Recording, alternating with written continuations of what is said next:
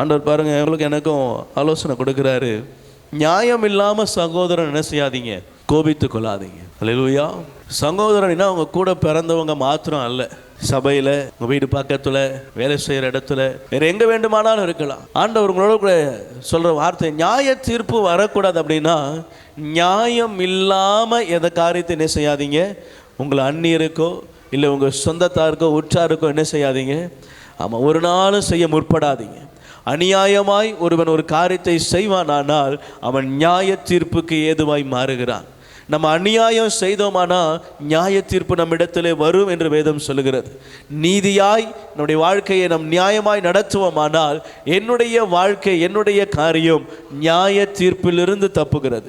சிலுவையினால் நான் பெற்றுக்கொண்ட ஆசீர்வாதத்தை நான் தக்க வைத்து கொள்ள கர்த்தர் என்னிடத்தில் எதிர்பார்க்கிற ஒரு சிறிய காரியம், உண்மையாய் இரு, உண்மையாய் நட, உண்மையாய் இருங்க. எந்த காரியத்திலையும் எந்த சூழ்நிலையிலும் உண்மையாய் இருங்க, கர்த்தர் நடத்துவார். அல்லேலூயா. ஒருவர் தீமையானதை செய்து அதிலிருந்து நன்மையை அதிகமாய் பெற்றுக்கொள்வதை காட்டிலும், ஒருவர் நன்மை செய்து பலனே வராம போனாலும் அது நல்லது, அது உத்தமம் என்று வேதம் சொல்லுகிறார். ஆமென். அங்கிருந்து உங்களுக்கு பலன் வராது, ஆனால் ஆண்டவர் சொல்றாரு, என் கிட்ட இருந்து உனக்கு பலன் வரும். அல்லேலூயா.